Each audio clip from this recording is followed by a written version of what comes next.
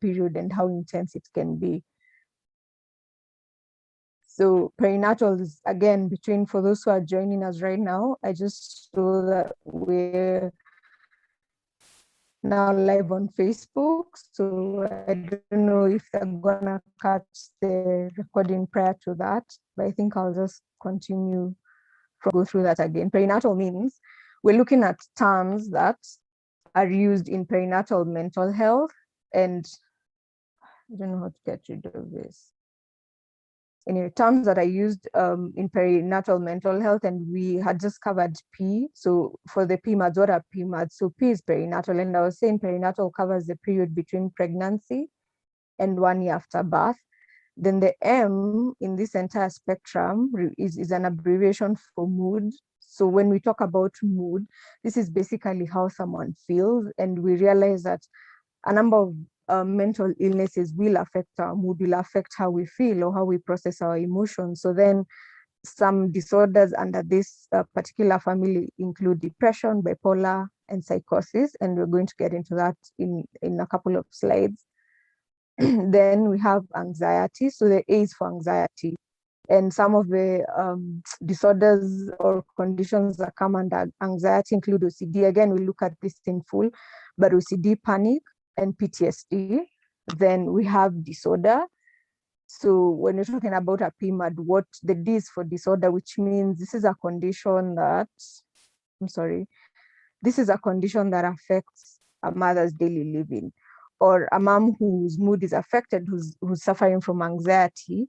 It affects them so much so that they're not able to, carry on with their day-to-day activities. So that's what we mean by disorder. So that's just a brief definition. I hope it's clear for everyone, or at least simplified enough for us to be able to follow through this presentation. So that's PMADs.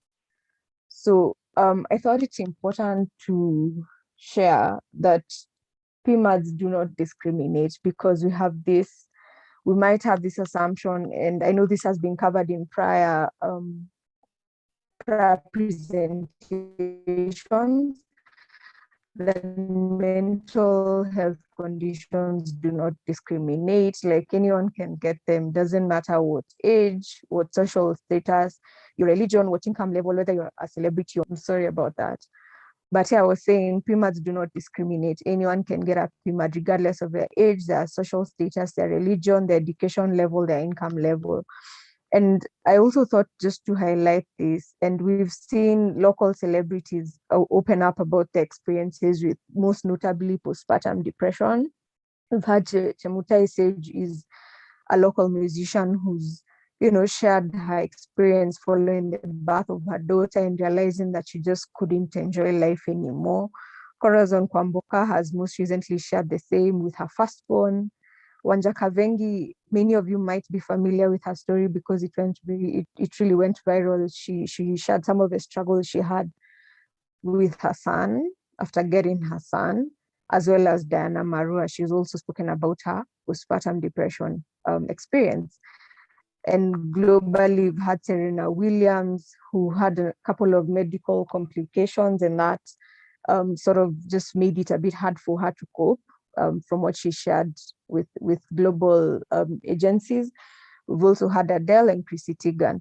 And the reason I'm bringing this up is for us to know and to realize that mental health conditions really don't care. When you look at it, some of these celebrities, from where we sit, look like they have it all together.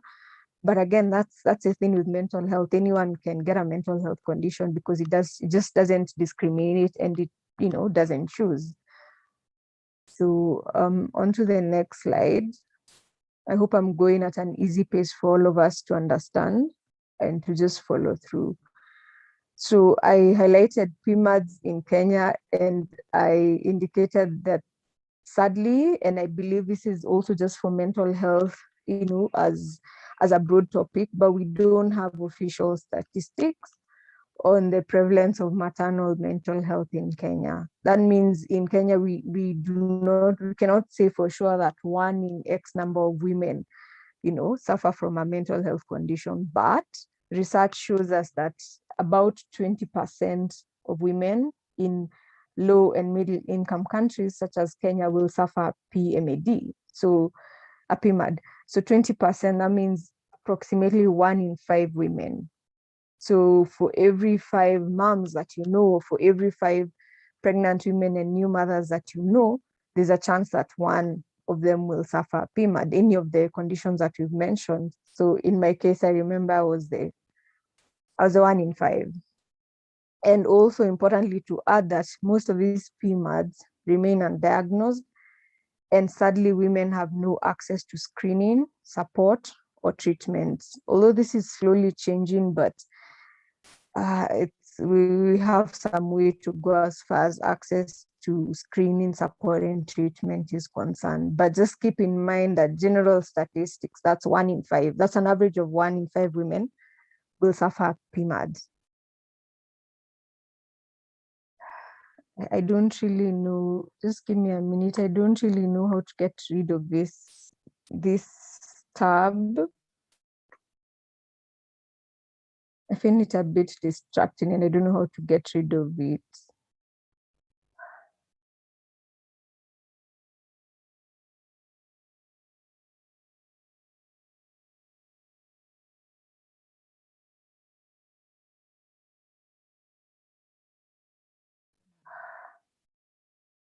Okay, I think I'm just going to carry on, but I'm finding it quite distracting when I feel like it's interfering with my slides and how they look. Anyway, I think we'll just go on. So this slide talks about some of the myths around pregnancy and motherhood. So these are things or stereotypes that we think, when we talk about pregnancy and motherhood, which are not necessarily true. So for instance, with pregnancy, what are some of the myths that come to mind? There are people who believe a pregnancy is easy, super easy. Like I had a very easy pregnancy, my labor went through very well. So you think that is the case for everyone. And still around the same, we also have people who, feel that one of the myths around pregnancy is that pregnancy is hard. Sometimes there's that there's that assumption that a happy baby is equals to a happy mom. Is it always true? No. The pregnancy is equals to a live birth or a full-term baby. November is actually Prematurity Awareness Month. So we're also highlighting that a pregnancy is not equals to a full-term baby. It's not always equals to a full-term baby or a live baby. And maybe this that, pregnancy will keep a relationship, or I'm going to get his baby, or I'm going to make her pregnant just so that you can keep this relationship going. That's a myth around pregnancy. This isn't always true. When you look at birth and delivery, there's the assumption that getting a C-section is, and I use quotes here for easier because that's not the truth, but there's the assumption that women who opt for CS, go the easy way. And in the same breath, that natural birth is for strong women. There's also the assumption that the moment your baby is born, you will feel an instantaneous love, or you'll be able to breastfeed immediately. That's not always true. Then motherhood is instinctual, that, to think that, it comes naturally. I should be able to know how to be a mom. But the truth is that when a baby is born, so is a mother, because this is not a place that you've been before. So you're definitely learning on the go. Then we have breastfeeding is natural. Is it really natural? I can still do it all. I'm a superwoman. That's a very huge misconception around motherhood. I will sleep when the baby sleeps. And of course, the all-time famous one of I will snap back. I think that is all for that slide. So then the question becomes, why do some women get PMADs and others do not? So when you're looking at the statistics I had mentioned earlier about 1 in 5 women getting a PMAD, so why won't the rest of the 4 women get a PMAD? Basically, we're asking what makes it, what puts some women at risk, at a higher risk of getting a condition and not others. So the first thing that we're going to look at is biological sensitivity. This is an evidence-based risk factor. And we're saying that some women are more sensitive to drastic hormonal changes during and after pregnancy. So we find that the women, when their hormonal levels fluctuate like that, it really destabilizes them mentally and places them at a higher risk of getting a PMAD compared to women whose bodies are not as sensitive. We'll also talk about genetic predisposition. This is basically where if in your family they say an auntie or your mom or your sister, especially on the maternal side, if you have someone like that who's had a mental illness, then there's a chance, there's an increased risk for you. And I'm very aware of that, because if I've gotten PPD, then my sister is at a higher risk, and then that makes it something that we need to watch out for. Then psychosocioeconomic factors. So this is a very big word for basically psychological factors, which means if someone is in a high stress environment, then they're at a higher risk. Social factors, if what is the social environment that someone is that a pregnant woman or a new mother is in. Here we're looking at things like abuse. Is there abuse in their life? Is there trauma? Do they have support even as this baby is being born? Do they feel supported? Then economic factors, basically economic challenges, so financial constraints and all. Up until there, I don't know whether Katila, is there like a scheduled Q&A break at the end, or do I have to go and pause midway just to find out if everyone is together with us? Hello. Yes. We'll have a at the end of the session. So I could just breeze through the slides? Yeah, or you Okay. can ask questions in the middle. Okay, I think maybe up until there, I don't know if anyone has something that they'd like to clarify or to just, confirm or to ask, to add to that.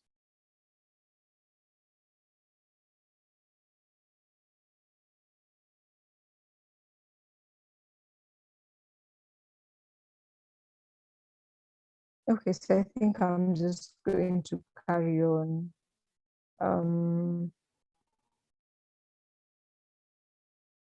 So risk factors, that's what you mentioned. Then on to the next slide. So this slide basically just outlines. And again, we said PMADs is perinatal for P, mood for M, anxiety for A, and disorders. Basically conditions that interfere with your day-to-day living. So we have depression during pregnancy and postpartum. And again, we're going to look into this in detail in the coming slides. Bipolar disorder, anxiety, postpartum OCD, postpartum PTSD, and postpartum psychosis. So did you know that pregnant women can actually get depression? I didn't know this. I had pregnancy depression and I didn't know it, because again, the myth of pregnancy, you're supposed to enjoy it, you're supposed to be glowing, supposed to be a beautiful period. It just wasn't for me. And that is the same for 1 in 5 pregnant women. So that's the statistics. Those are the rates. 1 in 5 pregnant women will experience pregnancy depression. And again, like I mentioned, of well-being, a very beautiful moment in your life. But for 1 in 5 women, that's not the truth. So then we're also saying that pregnancy depression sometimes mimics the symptoms of a typical pregnancy, but there are quite a number of differences. And again, pregnancy comes with a lot of mood changes. So how do you know when this is pregnancy depression and when this is a typical pregnancy? That's what you're looking at in the next slide. So let's look at a typical pregnancy. And I mean, against the symptoms that that characterize pregnancy depression. So in a typical pregnancy, we're saying that the mood is often up and down. It changes, it fluctuates quite a bit. You can have a pregnant woman who's very jovial in the morning, and then evening comes around and she's just feeling meh, or she's crying. But with pregnancy depression, the mood changes, but this is someone who is often low, like they don't have a lot of high moments. They feel they feel down quite often. So that's one of the differences. If you find a pregnant woman who's mostly sad, mostly, feeling very low, very moody, then there's a chance that could be a symptom of pregnancy depression. With a typical pregnancy, their self-esteem remains unchanged, like how they were feeling about themselves remains unchanged. But with pregnancy depression, again, we have a very low self-esteem. In a typical pregnancy, given the chance, a pregnant woman can fall and stay asleep.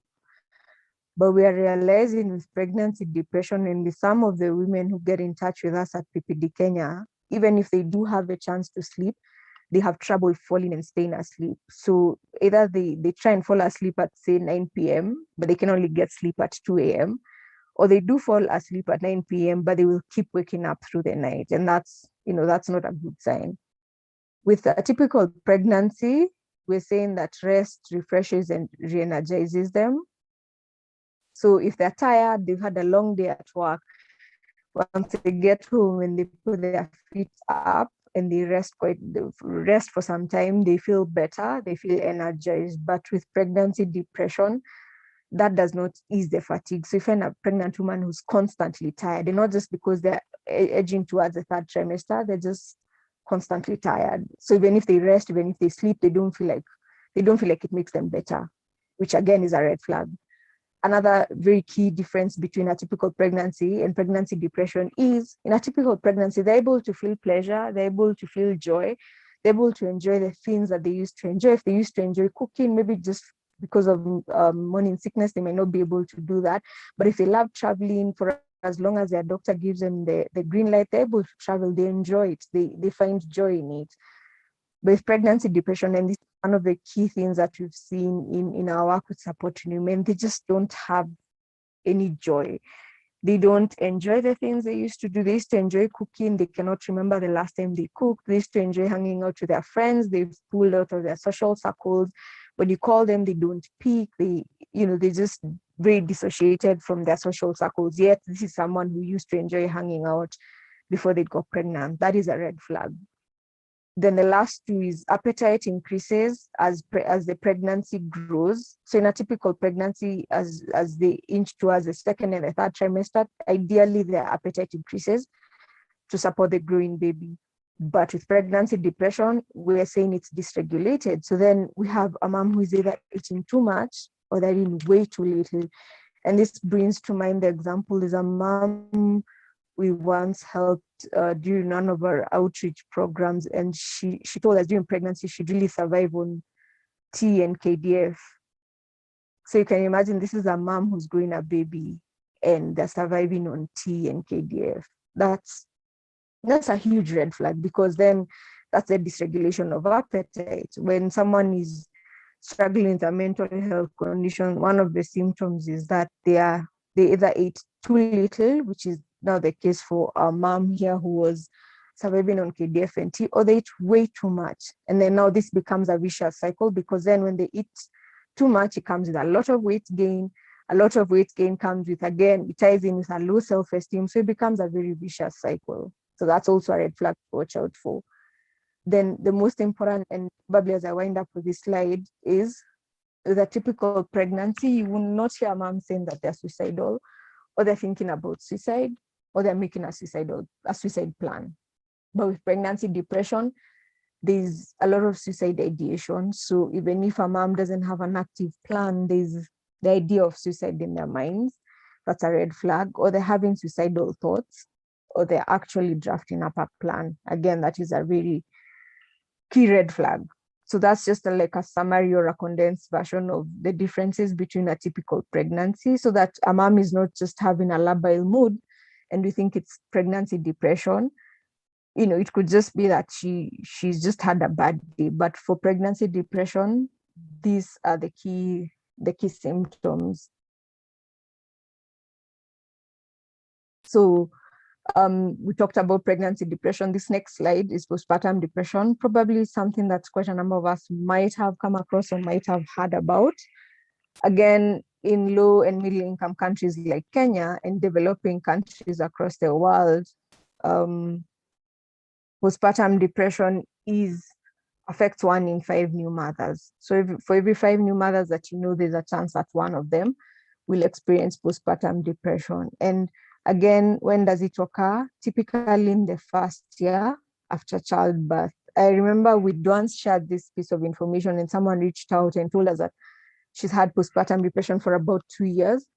And we validate, like, the experience is valid, but what we're also slowly realizing in our work is that a lot of the times moms will reach out and say that they actually had it in the first year of birth, the first year after birth, and it was never screened or diagnosed, and they didn't get help for it. So then it can easily morph into what we call chronic depression if this mom doesn't get help. Then the onset is often gradual, but it may be very rapid. So then what does that mean? We're saying that the symptoms of postpartum depression during this first year after they get their baby, they can start very, very gradually, very, very slowly. So that a mom who used to enjoy things, like, they don't get all these symptoms almost seemingly instantaneously. It's just setting pole pole. But we're also seeing that it can be very rapid. It really just varies from one mom to another. Then we're saying that it is usually diagnosed with the symptoms present continuously for more than 2 weeks. So for many of these conditions that we're looking at, if someone does get medical attention, we say that the diagnosis is made by a mental health professional, but a basic guideline that they follow is that the symptoms that we're going to shared have been there for more than 2 weeks, continuously for more than 2 weeks. So if someone has been having it for 14, 15 days in a month continuously, if someone has not been eating well, it's for more than that period of 2 weeks. If they've been having suicide ideation, it's on for quite a number of days back to back. So that's just a basic guideline. But also important to say that this diagnosis is to be done by a qualified mental health professional. So now that we've talked about postpartum depression, we're going to bring in another condition that is commonly known as the baby blues. So this part that is covered here by this tab that I can't seem to move says that the baby blues are not a disorder. So then what are they? The baby blues are not a disorder because not only do they affect 8 in 10 new mothers, that's about 80%. So quite a number of moms will experience the baby blues. But we are saying that they are mild mood swings that usually occur in the first 2 weeks after birth.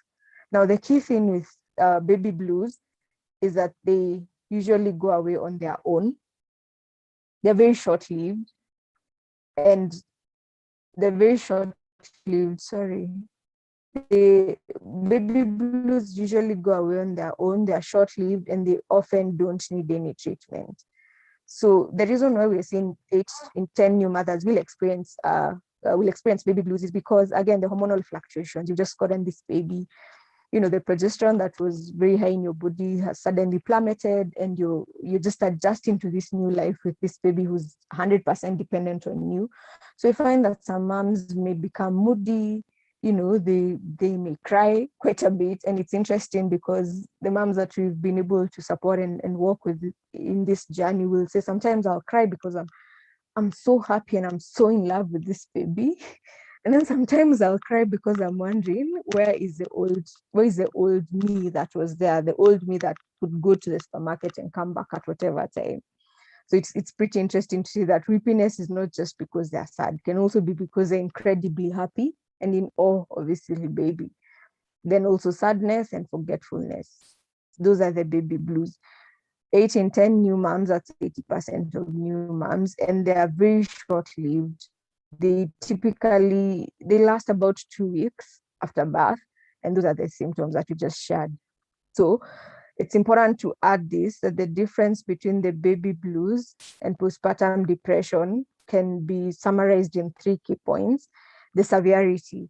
Baby blues, as we have said, they're mild, then they go away on their own. So a mom will probably be weepy the first few weeks of this baby's life. And, once they get the hang of it and the baby starts to sleep well, they become okay. But with postpartum depression, the symptoms are very intense. and they don't usually go away on their own. When you talk about timing and on the timing of the onset of baby blues and postpartum depression, baby blues typically start anytime in the first 2 weeks, and postpartum depression begins anywhere in the first year after birth. So what does this point mean? It means baby blues, typically the first 2 weeks after birth, but postpartum depression, you can have a mom to a 9-month-old baby getting postpartum depression. You can have a mom to a 2-week-old baby getting postpartum depression. So the time frame for postpartum depression is longer than that of baby blues. And then treatment, as you mentioned in the previous slide, baby blues are short-lived. They don't require treatment. Postpartum depression definitely requires treatment. I mean, if you're looking at someone who's having suicide ideation, they're not feeding too well, that's not just something you can wish away. So those are the differences between baby blues and postpartum depression. And maybe just to sum it up for us to remember, baby blues are not a disorder. So now that we've talked about postpartum depression and pregnancy depression, we are aware that some moms will, a mom come and tell you, oh, my appetite is dysregulated, or I don't find joy in the things I used to enjoy, So what are some of the things they will say? And actually sum up this list from, from our work, from what moms would tell us, from what moms will inbox us and say. We've had a mom tell us, I miss the old me. I just miss the girl that I was. I miss that I could wake up and do whatever it is I wanted to do, or I could wake up and go to the store and come back and, without having to pre-plan for that. We've had a mom tell us, I just want to go very, very far away and never come back. Another mom might tell you, oh, I feel very, very alone. No one understands this. No one understands what I'm going through. No one understands the space I'm in. I feel overwhelmed by everything. Hi, new mom, how are you coping? And they'll just tell you, I feel very overwhelmed. I feel exhausted by everything around me. One of the common ones, and I remember this is something that really used to play out in my mind at the time that I had postpartum depression, was I don't think I was meant to be a mom, or motherhood wasn't meant for me. And lastly, this doesn't feel like me. This is not a conclusive list of what moms might say to you, but it's not typical of a mom who's coping well in her motherhood journey. So sometimes mom will say, they may not have the words to say, I'm depressed, or my appetite is dysregulated. These are some of the things they might say, or you might hear them, or you might see them post even on Facebook. So now that we've talked about postpartum depression, and then please note, this is not a scientific presentation, so I've really tried to simplify it for us to understand better. So if anything is unclear, please note it down, and then you can talk about it during the Q&A. So you have bipolar disorder with peripartum onset. And just to again define, what does peripartum mean? Peri is from the word perinatal. So during pregnancy, or after, and then partum again is birth. So during pregnancy or after birth. That's the bipolar disorder now for pregnant or new mothers. It is also called the PPD imposter. And I'm going to explain why. So even before I do that, many of us, have probably said, oh, this weather is bipolar, or the traffic is bipolar, to mean that it shifts quite a bit from two extremes. And that is wrong. Maybe just to highlight that we shouldn't equate inanimate things to a mental health condition, because then when you say the weather is bipolar, what does that mean for the person living with bipolar? It only serves to add to the stigma, which is something that we are consciously trying to fight and to raise awareness. So just a heads up for all of us. But basically, bipolar disorder means two ends of the, two polar ends. So what we are saying, that this is a mood disorder that is characterized by mood swings, usually from very high. So that's what I mean when I say polarity, so two ends, two polar ends. So very, very high, or high, which is hypomania, or very, very low, depression. So the reason why we're calling this the PPD imposter is because when someone is in the high, what you're calling mania, That means they're in a very good mood, they're very bubbly, very cheery, very chappy, they're very excited about life. It is hard to think that someone could actually be having a mental health condition when they're in this phase. So the reason you're calling it a PPD imposter is because often people will not seek help during mania. And for good reason. I mean, if I'm okay, I'm able to function, I'm very productive at work, I wouldn't think that I have a mental health condition. So then what happens is people seek help, affected people seek help when they're in the depressive phase. So if a proper diagnosis is not done, if a proper psychosocial history is not done, so the mental health professional should be able to ask you, how have you been feeling? Do you experience this, very highs and very lows? If they don't do that, then it's going to be diagnosed as postpartum depression, which it is not. So that's why we're calling it a PPD imposter. Why? Simply put, because people typically seek help when they're in the depressive phase.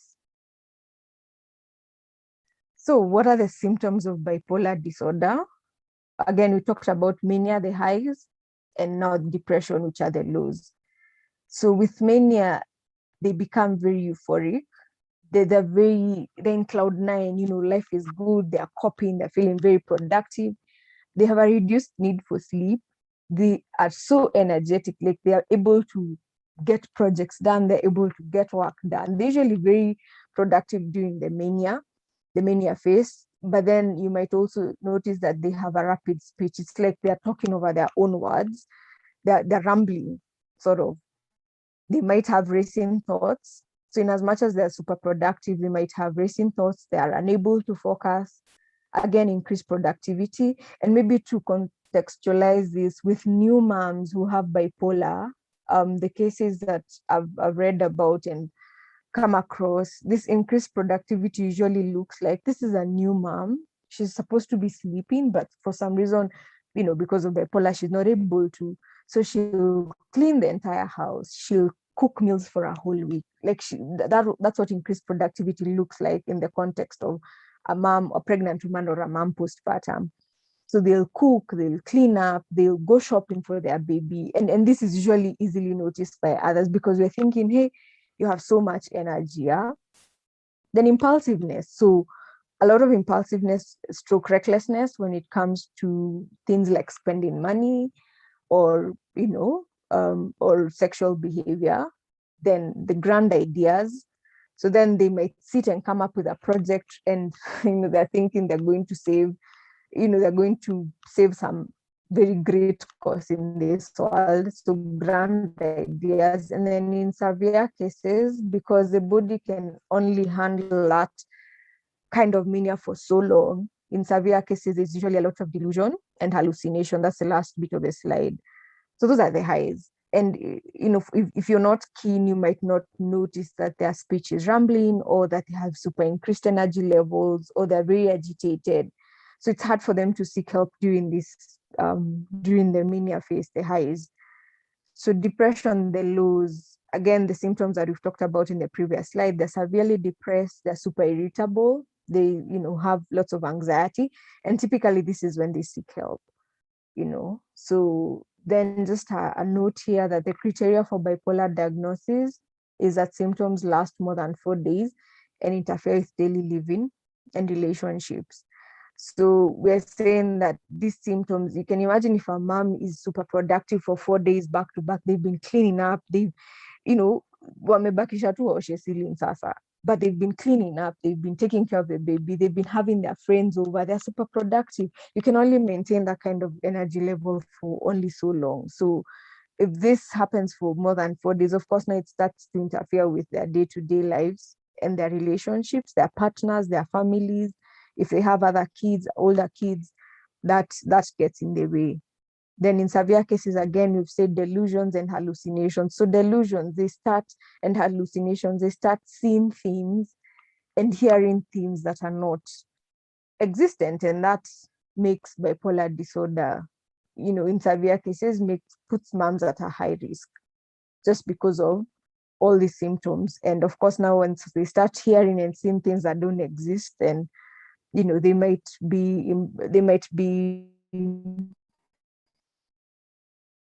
what's the word, they might be coerced to their delusions, and that other conditions that affect how moms feel or their emotions. So we've looked at pregnancy depression, postpartum depression, stroke baby blues, and bipolar. So then we're going to look at A for anxiety for the conditions under this spectrum. So postpartum anxiety is what I've abbreviated as PPA. This affects 1 in 7. This is 7. I think the font makes it look like 1 in 1, which of course doesn't make sense, but this is 1 in 7 new mothers will experience postpartum anxiety. So what is it? Postpartum anxiety is like an umbrella term or a general term for conditions that are characterized by anxiety. And we're going to look into that in a minute. But this includes generalized anxiety disorder, panic disorder, OCD, and PTSD. Don't worry if this information feels a bit too overwhelming, but I think for us just to be able to have an understanding of how a mother's mind can change during pregnancy and what places them at risk and what some of these symptoms may look like. So generally, when we're talking about anxiety, we're talking about this spectrum is characterized by a lot of uneasiness. So agitation, irritability, a heightened awareness. Heightened awareness means a mom is super vigilant. Is my baby breathing? Is that just moving up and down? So that's heightened awareness. They step into a car or a matatu and they're thinking, okay, are the seats disinfected? Is there a chance that I may get a virus here? So that heightened awareness, they're very, very vigilant. So much so that it again interferes with their day-to-day lives. Inability to sit still. So you find a mom who is unable to just sit still. They constantly have to be doing something. Persistent worry about the baby or the mother's own health. Again, will my baby catch a virus? If I go to work and I come back coughing, will my baby catch it? Will it be my fault? So that constant worry. And maybe just to also highlight, many moms will worry about their baby's health, but it shouldn't be to the point where it interferes with you functioning during the day. But with moms who have postpartum anxiety and these other conditions, this worry means they're not even able to function during the day. So they might not be able to get back to work, which again is a problem because then it affects their economic status and that becomes a vicious cycle on its own. Then we're also talking about increased physical symptoms. So a racing heart, palpitations, dizziness, hot flashes, and nausea. Some moms will say when they're feeling anxious, it comes with a racing heart. They feel like they're having a heart attack or dizziness. So suddenly, like the world starts spinning around them, hot flashes or nausea. So that's just like a general overview of postpartum anxiety. So then now we'll look at the different conditions. In here, we've talked about panic disorder. So panic disorder is characterized by episodes of very intense fear or discomfort reaching very high levels in a very short time. So this is under anxiety, postpartum anxiety. And research shows that there are 3 persistent fears. And I agree with this from the work that we're doing, that moms will usually have. So the fear of going crazy, we've had a mom in boxers and say, I just fear I'm going to go nuts. And I feel like I'm literally going to go crazy. So that fear is very real for them. The fear of dying. I've had a mom who got in touch with us on email and she said that this is a constant fear for her. She's lost family members and this is something that, she's really just very afraid of. And it's very real for her. The fear of losing control.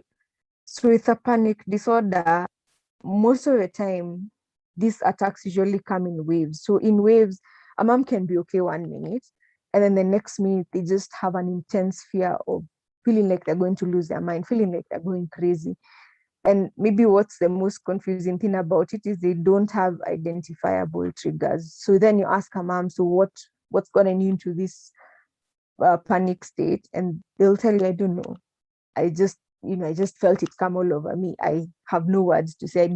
I can't identify any triggers. It just feels like I'm going to go crazy. So some moms will say it feels like a heart attack. They feel like they're choking or they're suffocating. So that's panic disorder. It reaches very high levels, like it peaks very, very quickly, and it's often, it usually doesn't make sense to the person looking, to the outside onlooker. What do you mean you fear that you're going to go crazy? But you see, for the mom, it's a very real, and it's a thing that exists for them. So that's panic disorder. Postpartum OCD. We hear quite a lot of people say, no, I think I'm OCD, but OCD is an actual diagnosable mental health condition. And when it comes to moms, we see that 1 in 10 new mothers, so that's 10% of new mothers, will experience postpartum OCD. And this has often been found to be present with postpartum depression. So what is OCD? A lot of us, if you're a clean freak, you'll hear someone say, oh, I think I'm OCD. Or if someone likes things a certain way, oh, I think I'm OCD. Granted, is someone talking?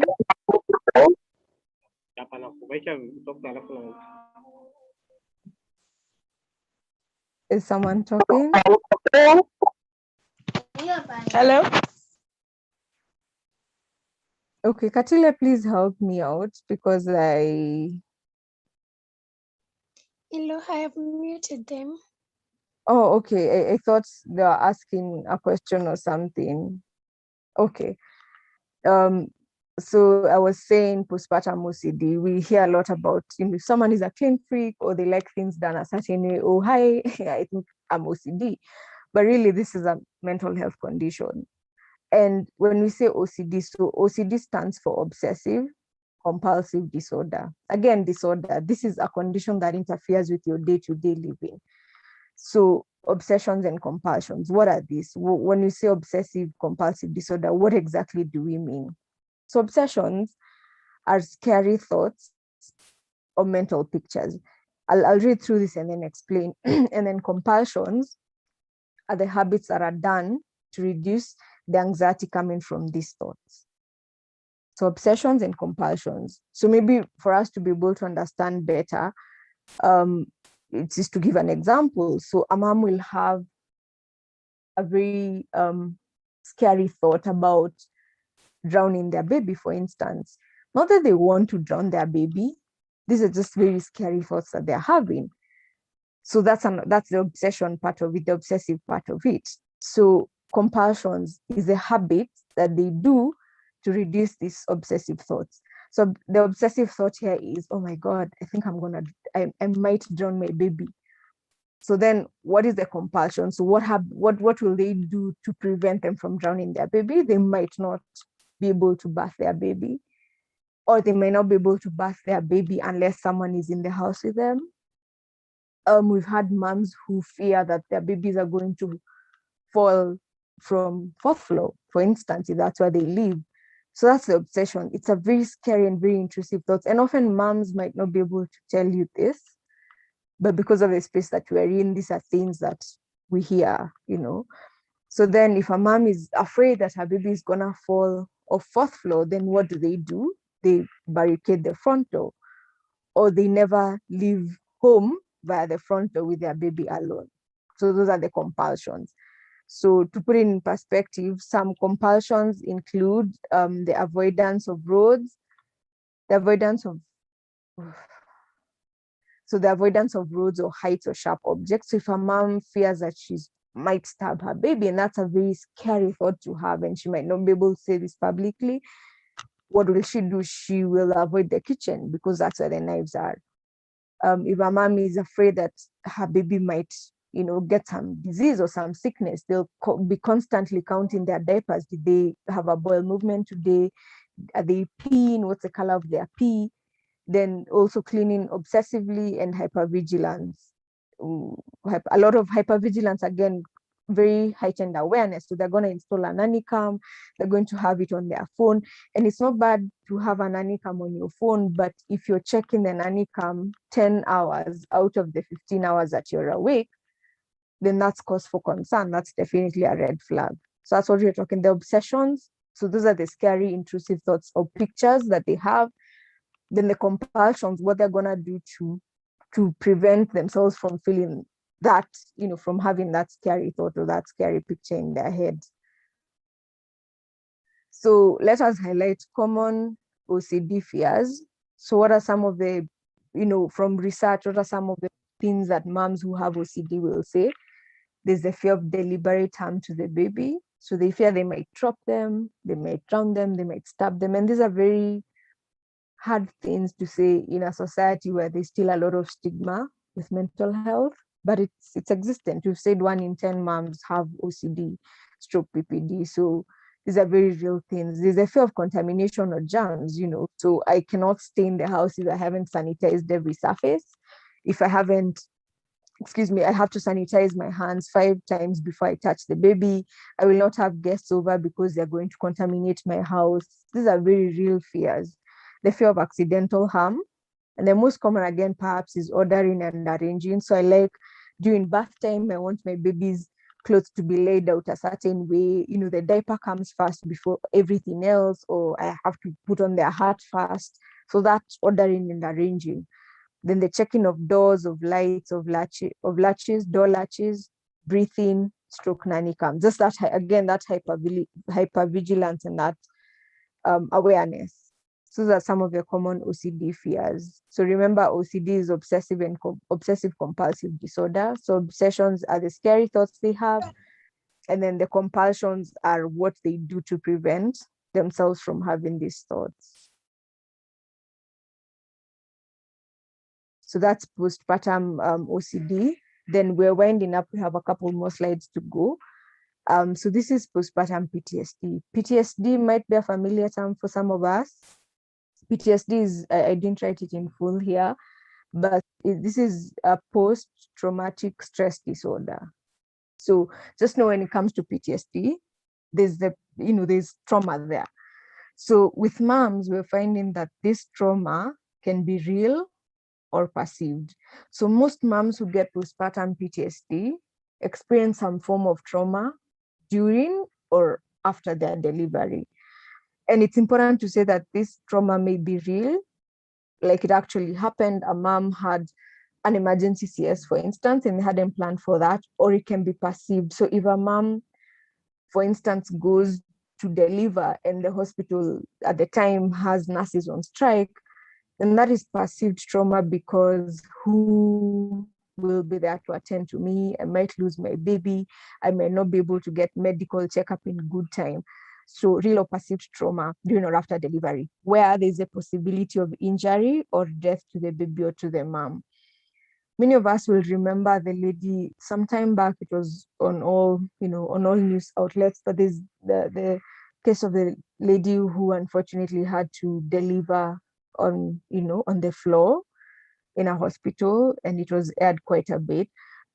But I really hope that mom got help wherever she was, because that is a very traumatic experience. You are giving birth in front of all these people on the floor. No one plans to give birth on the floor.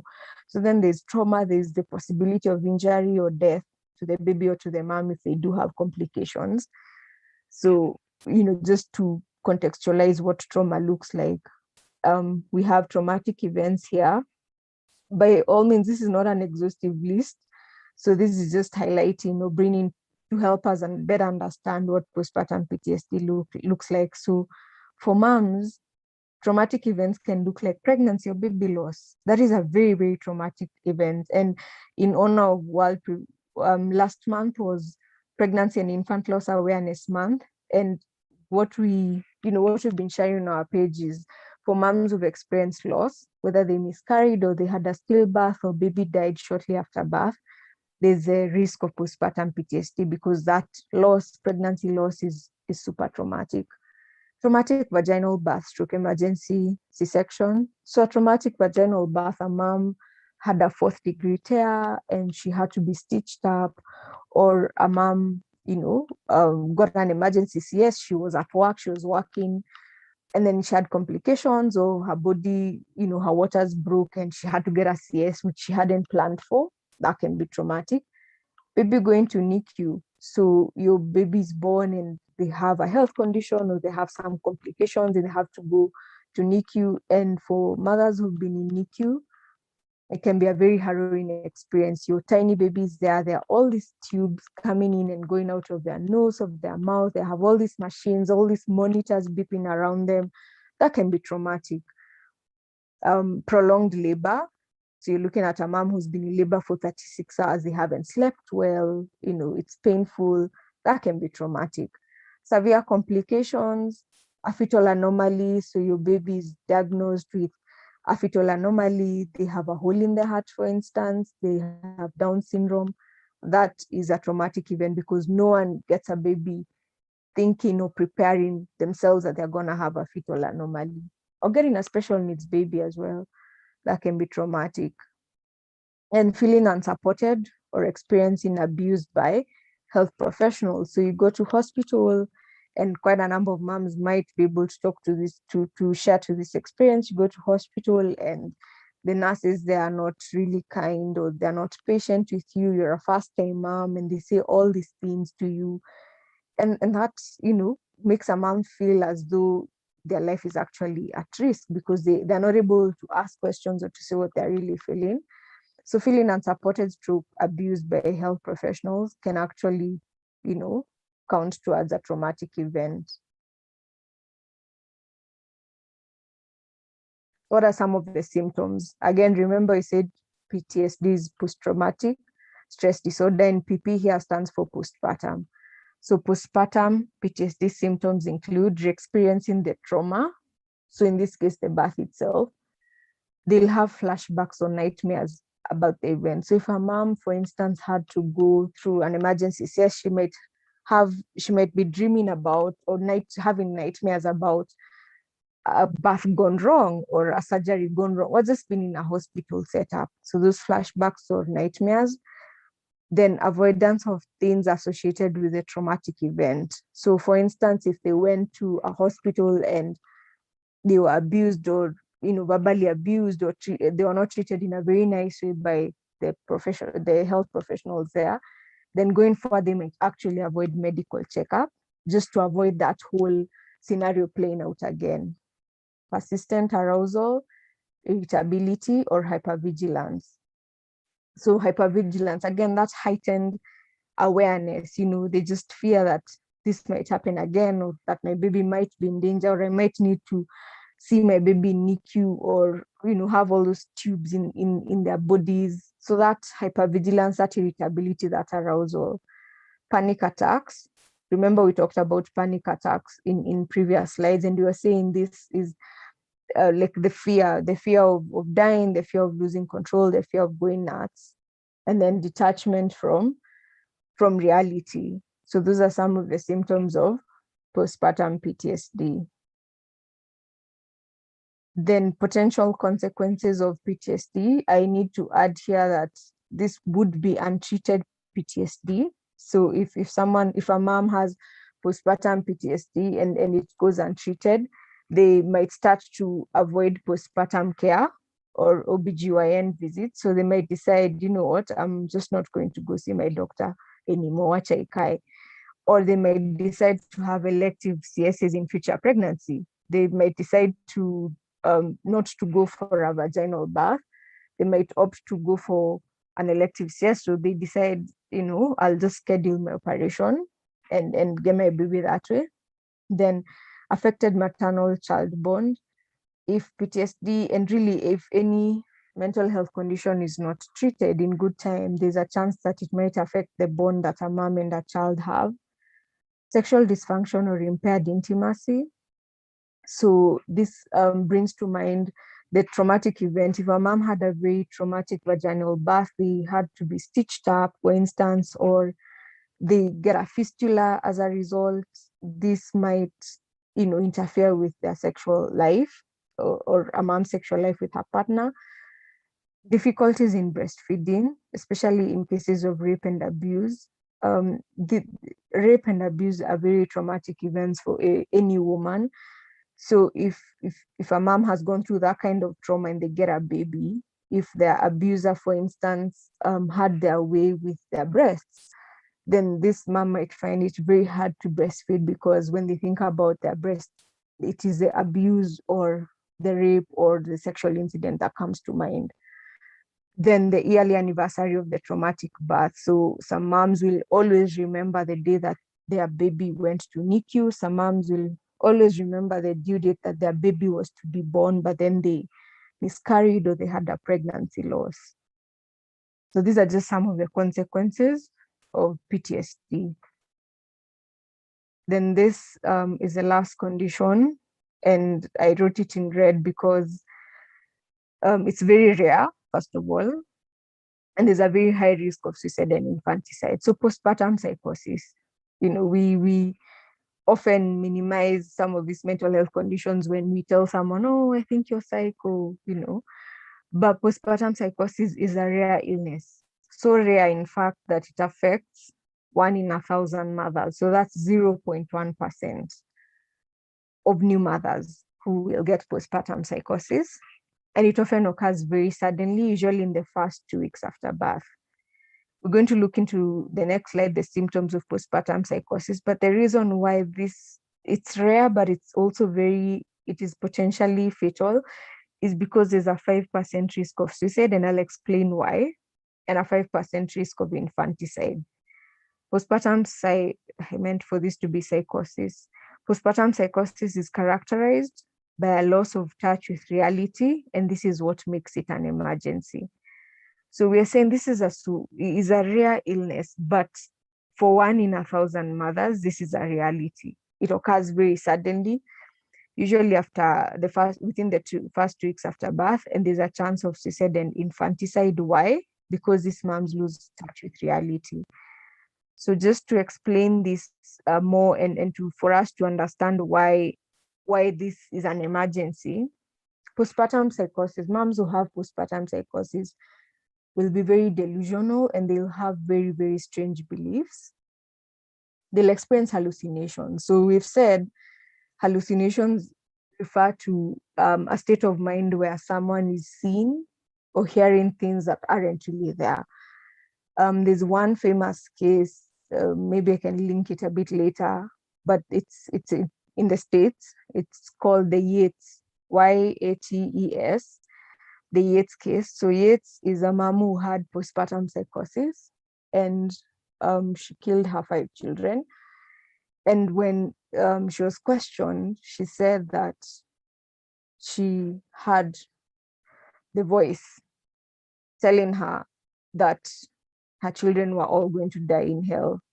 And so by drowning the kids, she was actually helping to save them from dying, from suffering in hell. So rationally, that doesn't make sense. But for this mom, it was very real.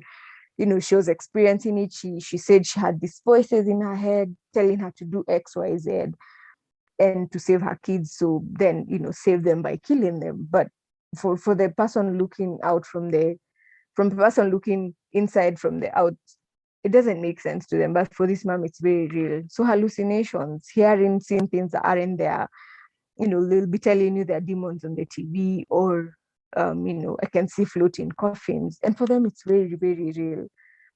For some moms, postpartum psychosis is accompanied by a lot of violence or a lot of rage. They might be confused or disoriented. So you try to talk to this mom, and what they're saying doesn't make sense. So that confusion, being disoriented, they're very paranoid and suspicious of the people around them, and they have very rapid mood swings. Postpartum psychosis. So then, now that you mentioned that, I thought to highlight this slide. It's important to know these things about postpartum psychosis. For some moms, the symptoms can come and go. So you find a mom is okay 1 minute, they're functioning well, they're not rambling, and then the next minute they're seeing messages from the TV, or God is telling them something on the TV, or the devil is telling them something on the TV.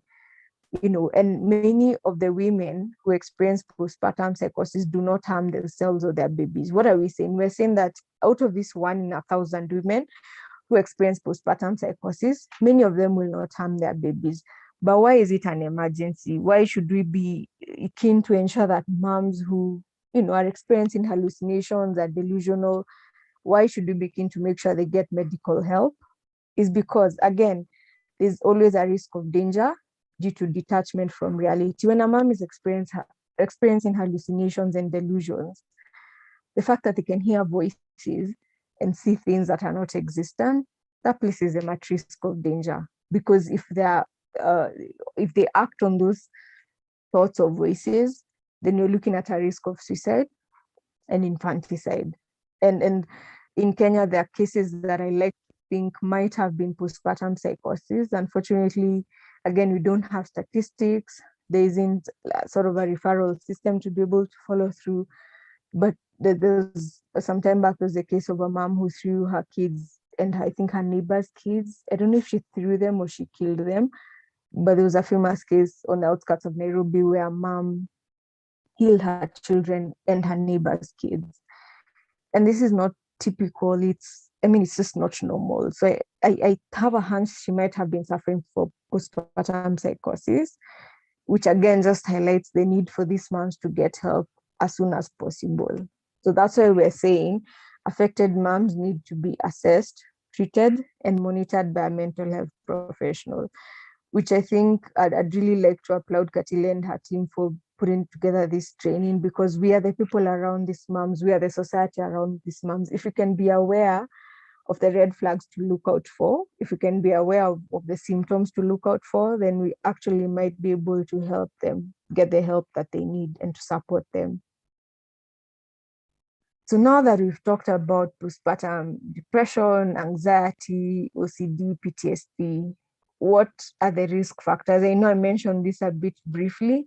What are the risk factors for PMADs? Again, risk factors do not mean that a mom will automatically get a mental health condition, but we should be very cognizant that if these risk factors exist for a mom,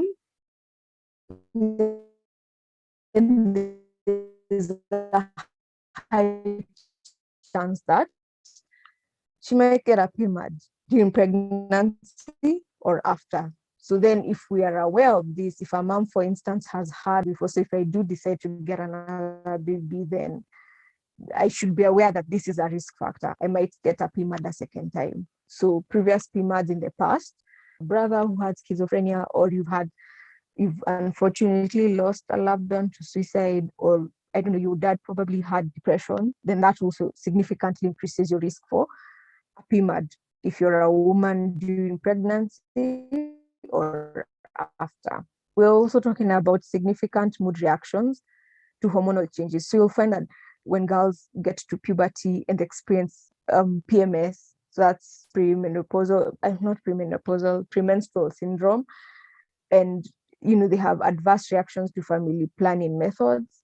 So if you're a woman and you get a family planning method and your body rejects it, these significant hormonal changes, they place you at risk of a PMAD. Why? Because during pregnancy, for sure, your hormones are going to fluctuate quite a bit.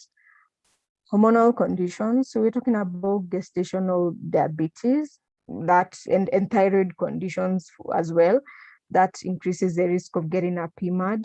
Socioeconomic factors, and you get quite a bit of this with postpartum depression in Kenya. So moms who have a very poor social support, not because they want to, but either their families are not around, or they don't have family around them, or they don't have family. Like, this is probably an orphan who doesn't have a close relationship with her extended family.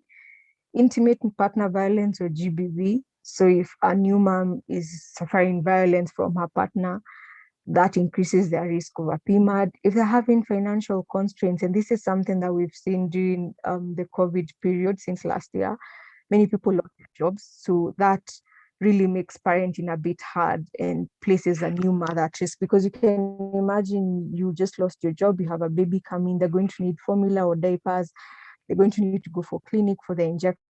So where is the money going to come from? That stressful phase can really impact a woman's mental health during pregnancy and after, and drastic life changes. And then also high stress parenting. So high stress parenting, we'd be looking at single moms who are parenting alone for whatever reason, teen mothers, and parents of multiple. So if you can imagine, getting one child means, you have to arrange your finances to cater for their diapers, their formula, their hospital, their clinic. So how much more for parents of triplets or parents who have quadruplets? That is high stress parenting. It really needs a lot of resources and a lot of support. So these are risk factors which have been shown. These are evidence-based risk factors. Evidence-based risk factors for PMADs. They've actually been researched and have been seen to increase the risk for a PMAD. So existing exacerbating factors. So this means that the research might not have shown a direct link between these factors and a PMAD, but they are known to changia. They are known to add on to, onto the challenges of raising a child, and also just the risk of getting a mental health condition. So looking at sleep deprivation, of course, getting a new baby means you're not going to be sleeping well for quite some time. Difficulty breastfeeding. We like to think that breastfeeding comes naturally and moms should be able to wing it, but the truth is it's not as simple as it sounds. It's a lot of adjustments, a lot of learning on the go. There's a history of sexual abuse or GBV. We mentioned this in postpartum PTSD. Pregnancy and infant loss. We also mentioned that. Childcare stress or relationship issues. So you have a new mom whose relationship is just not working out with her partner, or the partner decided to not be present. That can also just contribute to the risk of getting a PMAD. Special needs or high needs child. We've talked about that. Complications during or after pregnancy is also another factor. So once we've looked at the different conditions that exist, we've looked at the risk factors, and just to reiterate that these risk factors, just because you've had a PMAD with a previous pregnancy, or because you have mood reactions to your family planning method, or any of these factors, does not mean that automatically you get a PMAD. But it's important for us to know this. Why? Because then we're able to preempt or to act on it before, and do not automatically mean that you're going to get a PMAD. So now that we've talked about all that, so what treatment options are available? I've listed them, grouped them into 3: social support, psychotherapy, and medication. So social support, the reason why social support is recommended and is a proven way to help moms who have a PMAD is because it provides a safe space for moms for non-judgmental listening. And again, to put it in perspective, if at the time that my child was younger and I had all these very intrusive thoughts, I remember for a long period of time, I didn't used to go into the kitchen alone, because in my head, all I could see was, I'm just going to take the knife and stab this child. So I didn't used to go to the kitchen. If at that time I went online and I typed, I cannot go to the kitchen because I fear I might kill my child, then I can bet that quite a number of trolls and quite a number of negative comments would be there. And that's part of the reason why moms may not feel okay, or may not feel safe to share what they're really going through, because these are not safe spaces. So with social support, you're giving moms a space to say, this is not what I expected. This is not easy. I miss the old person that I was. I miss my old life, or it's just hard. So if we provide moms with safe spaces, and this is what Postpartum Depression Kenya does through peer support, if you're providing these safe spaces, moms can actually say, look, this is what I'm going through. This is what I'm feeling. This is what I'm experiencing. Can I get help? Does anyone understand? So social support groups are very, very important. We have peer support. So peer support is one of the ways we do it at Postpartum Depression Kenya. So as someone who has gone through postpartum depression and have recovered, I am a peer supporter, which means I'm not a psychiatrist, I'm not a psychologist, but I certainly can walk the journey with moms who are there right now. Why? Because I have been there. I know what it feels like. I understand. So that peer support. Telesupport, I mean, with COVID, we've almost all gone virtual. We're having a virtual meeting right now. This might not have been possible if it wasn't virtual, to just get all these people at this time and have this presentation. Then faith communities, so churches, mosques, temples, are there spaces where moms can come together and share what they're going through if they're suffering from a mental health condition. Then psychotherapy is talk therapy that is offered by a qualified mental health professional. And this, what makes psychotherapy so powerful is because in addition to just like taking the form of treatment as it is, there's a lot of psychoeducation. So what does that mean? A qualified professional is able to offer information or explain issues related to your perinatal mental health. At the time that I had postpartum depression, I did get help. I saw a therapist for quite a number of sessions. And when I talk about this psychoeducation, what comes to mind is how she really emphasized that there were issues that I was struggling with before I got the baby, and they were just heightened now that the baby was here. So psychoeducation is that offering information or explaining certain issues that are coming into play now that you're a mom. So that's what makes it so powerful. Then medication. There's been a lot of stigma around medication and mothers because there's a fear that, can I breastfeed and give my baby, can I breastfeed, give my baby my milk and still take antidepressants, for instance?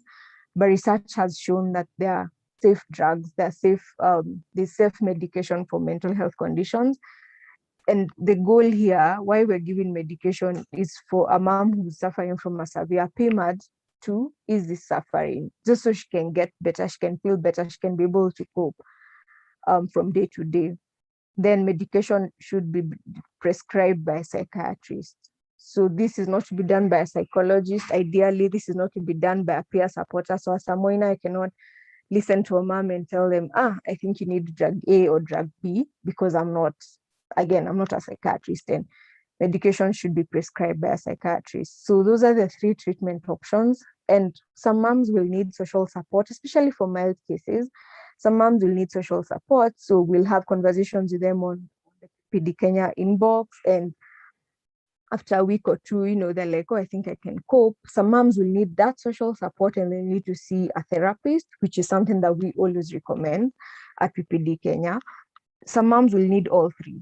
They'll need social support, they'll need to see a therapist, and they'll need to take medication. And there's nothing wrong with that. We never hear someone who's had diabetes and we tell them, don't go see a doctor. But for mental health, there's still a lot of stigma. Of course, now with sessions like this, there's a lot of awareness and we're slowly making some progress, but we still have some way to go. So just know that some moms might need all 3, some moms will need just 2, some moms will just need social support and they'll be fine.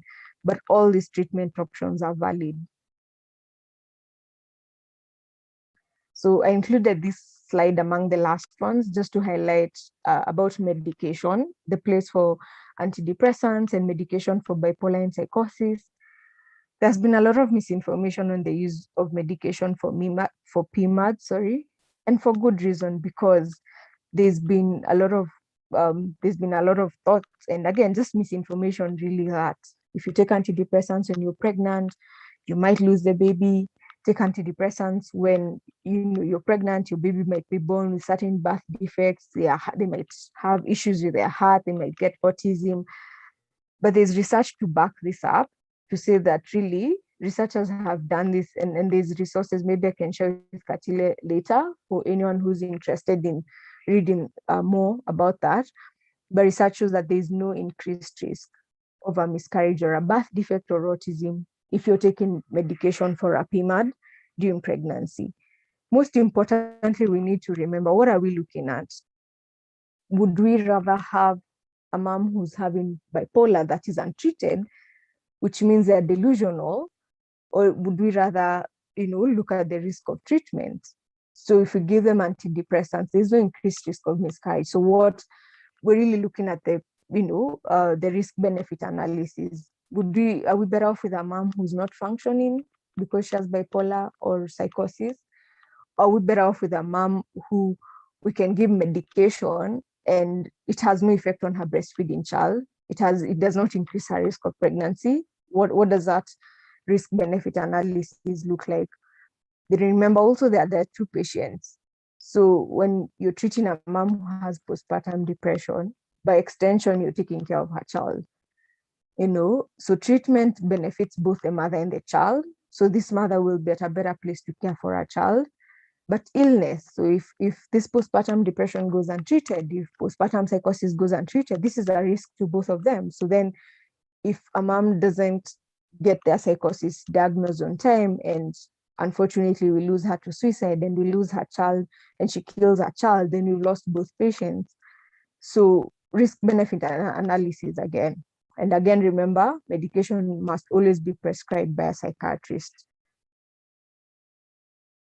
So I'm winding up, and we mentioned untreated PMADs. So what happens if this mom is pregnant or is a new mom and she doesn't get help for, say, postpartum depression or anxiety?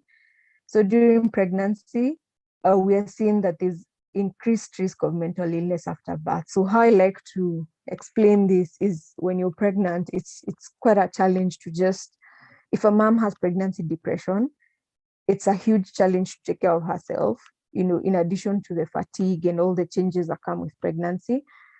Then how much more when the baby actually comes? When the baby comes, we're looking at lack of sleep, we're looking at adjusting to this new role, we're looking at healing from birth, whether that was a C-section or a vaginal birth, we're looking at healing. So all these factors, they certainly make it a lot harder for a mom who did not get help during pregnancy.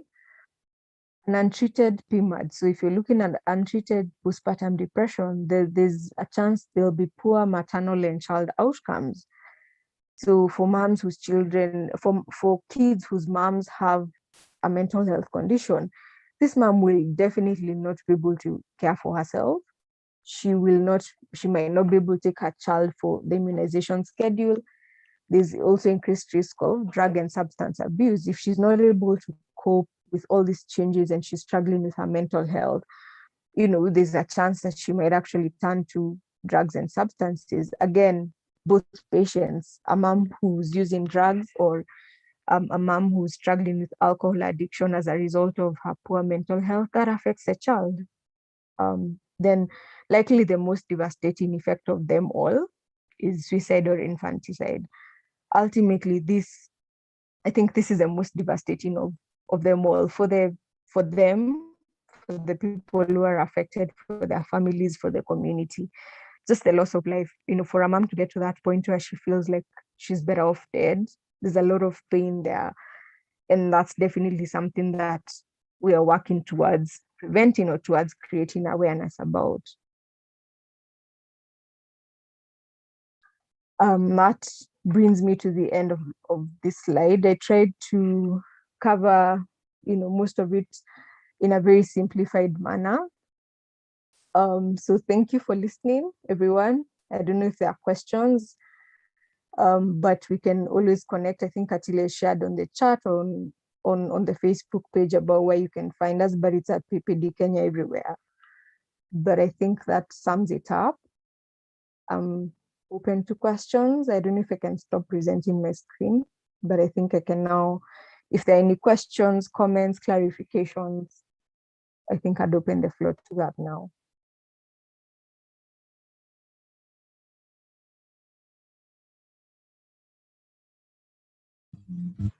Thank you so much, speaker, for that wonderful session. I've really learned a lot of the different PMADs that you have, and I really appreciate the wonderful presentation. From me, I've learned a lot about postpartum depression, and I hope everyone also from the team or participants, they have also learned a lot. So thank you so much, our speaker. And from the participants, I don't know if someone has a question, you can unmute, or you can chat in the chat box so that I can read out to the speaker. I can see a comment from Eunice Onuoga. Thank you so much. This was a great session and well done. Thank you to the speaker, and you being a PMH, it's so real. Uh-huh. Do you have a question from the participants? A question or anything I need to clarify, maybe? Jack Mai saying thank you so much. Oh, you're welcome.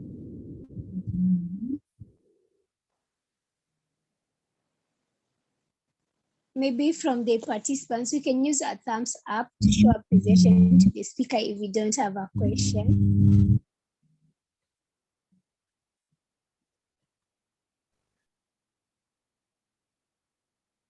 Until I can actually see a question on the chat, I think from Anulika. Yes. For a woman that was affected mentally after, I assume that is after giving birth, it's trauma caused by postpartum depression. I'm not, I understand. Maybe Anulika, you can unmute and ask this, just clarify. I'm not sure I'm able to follow that. Then the second question says, is there a drug that if not taken during pregnancy can trigger mental health? I think she meant a mental health condition on a child. Is there a drug that if not taken during pregnancy? Oh, okay, I think that, Hello? Anulika, are you on? Okay, just, yeah, Yes, please share. I'm on. The first Okay. question, like I have a woman that is living close to me. Mm-hmm. Can you hear me? Yes, I Can can, you hear me? Anulika. Good evening. No? Okay. I have a woman that was living close to me. So after she gave birth, she started having mental problem. She talks to herself. She likes to stay alone, but she doesn't Mm-hmm. affect, she doesn't wound her children. No. So by the time I asked the husband says after she gave birth that the mental problem started. So I don't know. Is it depression that caused it, or I don't really know what might have caused it? That's the first question. Then the second question, for the children, for a child, like Mm-hmm. some mothers that maybe during pregnancy, they used to ask them to take their normal routine drug. For instance, for a woman that did not Mm-hmm. take that routine drug at all, you know, some don't like to take drug during pregnancy, some like to skip it. Mm-hmm. Does it affect the mental health of a child? Like some children that used to have that used to be abnormal. Is it because of Mm-hmm. non-taking of their normal routine drug during pregnancy that the children are being affected? Like some children, their eye will be looking somehow, some will be looking like imbecile and all that. So that's the two questions I have. Thank you. Okay. Thanks, Anulika. I think now it's a bit clearer. For the neighbor, for the lady that you mentioned about, we for sure cannot give a diagnosis online. As PPD Kenya, we are not authorized to give diagnosis, but it sure does sound like this is a mom who is struggling, because you mentioned she cut off her social circles, she's struggling. You mentioned there's the chance, you mentioned trauma in your question. So while we cannot give a diagnosis on here, we would recommend that you're able to access help. I don't know what like from the symptoms that you've mentioned that this woman is struggling, her birth experience or her partner is not supportive. We for sure don't have all the information to speak to that experience, but it does sound like she's struggling, and would recommend for her to get help. Maybe you can get in touch with Katilia a little later and we can see what options are available for where you're at. Then the second question you asked, that is there a drug that if not taken during pregnancy can trigger mental health in a child? What comes to mind for me is, I know folic acid is really recommended during pregnancy, and there are women who find it incredibly hard to take that. It's recommended because it helps the growing baby for their nervous system to develop well. So to the best of my knowledge, I know that if some drugs are not taken, they do cause, they might cause physical challenges in a child, but I'm not really sure I can speak to how they affect a child's mental health, because them taking folic acid or whatever drugs it is that they need to take are really for the physical development of the baby. So we might not be able to offer like information on this baby that hasn't been born as far as their mental health is concerned. I don't know. I hope that answers your question.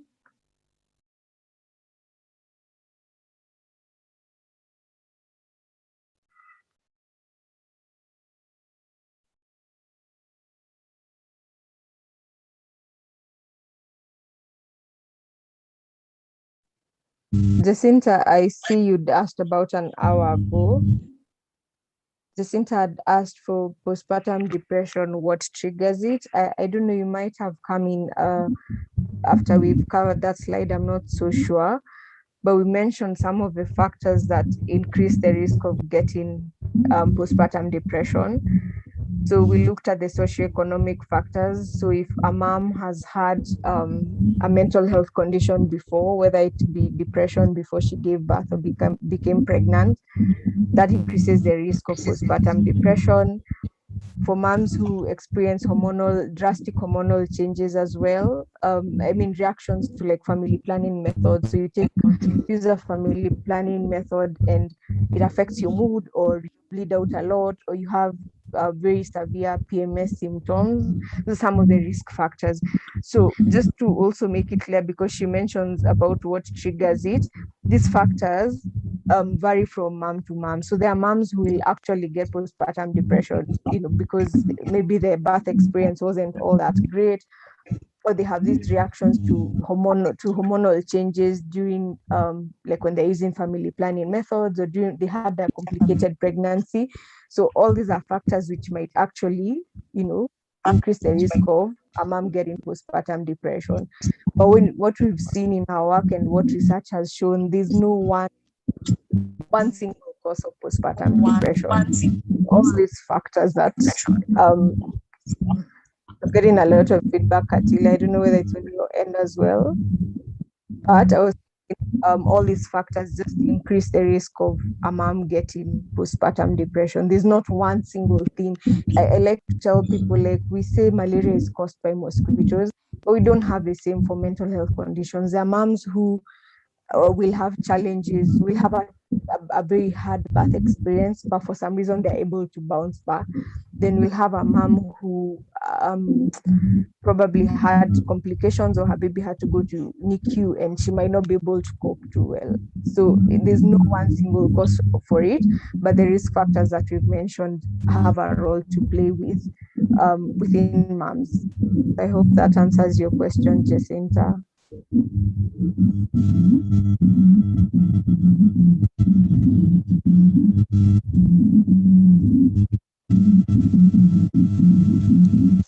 Thank you for that, our speaker.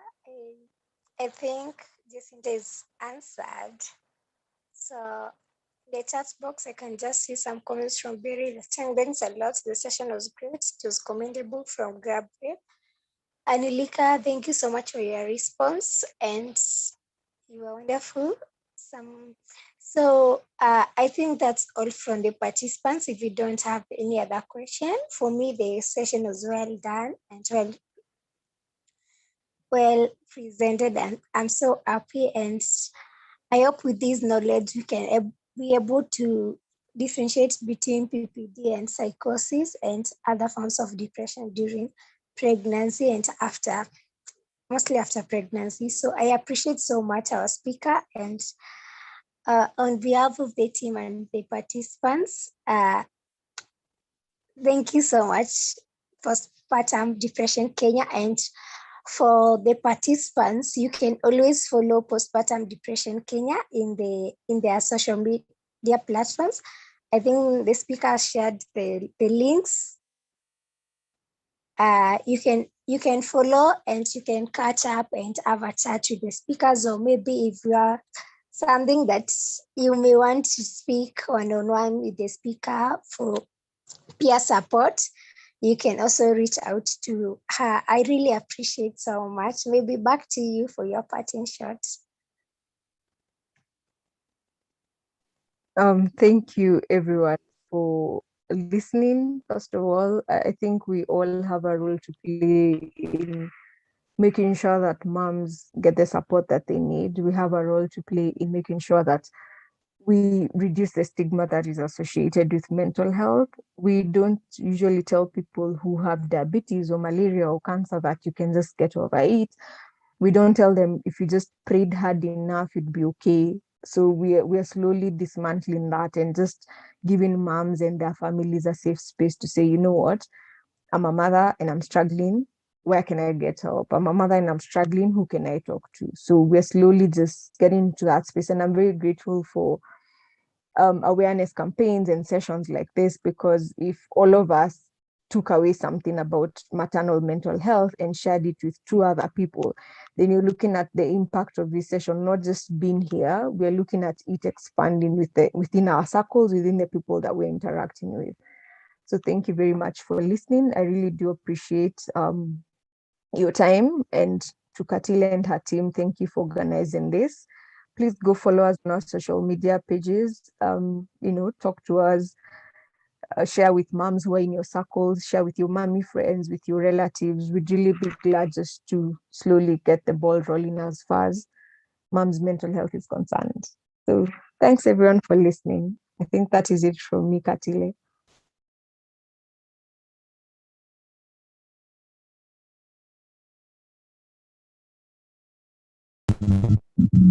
So much for that wonderful. Let's continue promoting and educating the youths near us on matters to do with postpartum depression and psychosis. I know we have learned, but we have now a task to go and reach out to others and make them aware of what we have learned. So I really appreciate so much our speaker, and I hope we'll use this knowledge to help others also. Thanks so much and have a good evening, everyone.